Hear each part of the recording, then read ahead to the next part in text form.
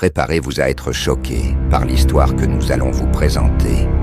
Aujourd'hui, plongez dans l'horreur avec l'histoire de Ed Gein, dit le boucher de Plainfield.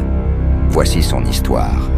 Ed Gein, né en 1906, a eu une enfance marquée par une éducation stricte et une relation tumultueuse avec sa mère, Augusta.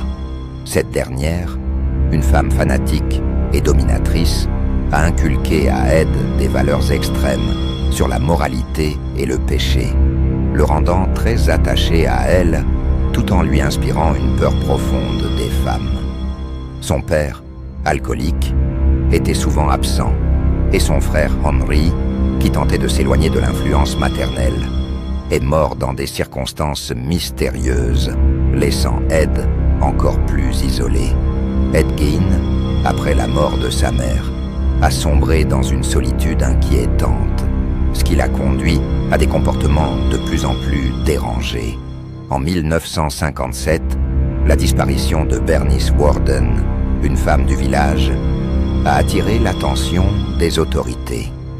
Lors de l'enquête, les policiers ont découvert que Gein était le dernier à l'avoir vue. En fouillant chez lui, ils ont fait des découvertes horrifiantes.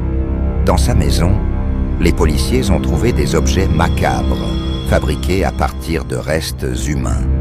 Cela incluait des masques en peau humaine, des sièges recouverts de peau, et même des crânes utilisés comme décoration. Les enquêteurs ont également découvert des parties de corps humains, ce qui a révélé qu'Ed avait non seulement exhumé des cadavres, mais qu'il avait aussi tué. Il a avoué avoir tué Bernice Worden, affirmant qu'il voulait créer un costume de femme pour se sentir plus proche de sa mère. Le dénouement de cette histoire a choqué le monde entier, mettant en lumière la profondeur de la psychose d'Ed Gein et les conséquences tragiques d'une enfance marquée par la peur et la répression.